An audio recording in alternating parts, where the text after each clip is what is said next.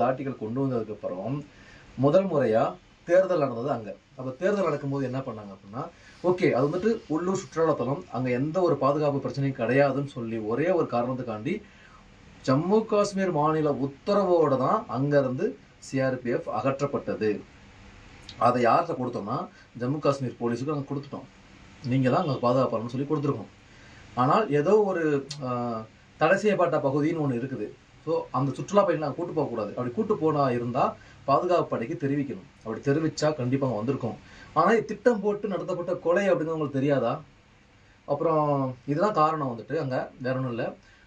யாருமே இதை பற்றி பேச முன் வரல. நான் ஏன் முன் வரேன் அப்படின்னா, நாட்டுப்பற்று இருக்கிற ஒருத்தன் பேச முன் வரான். சரி ஓகே, நான் தெரிஞ்ச விஷயம் சொல்கிறேன்.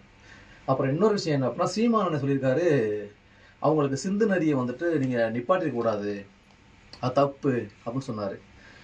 30 கோடி மக்கள் பாதிக்கப்படுவாங்கன்னு சொன்னார்.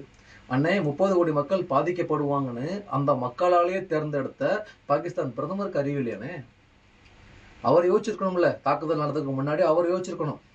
30 கோடி மக்களுக்கு வந்துட்டு நம்ம ஆபத்து வரும்னு அவரே யோசிக்கல. சொந்த நாட்டு மக்களை, சொந்த நாட்டு பிரதமரை யோசிக்காத போது தமிழ்நாட்டில் எங்கேயோ நின்றுக்கிட்டு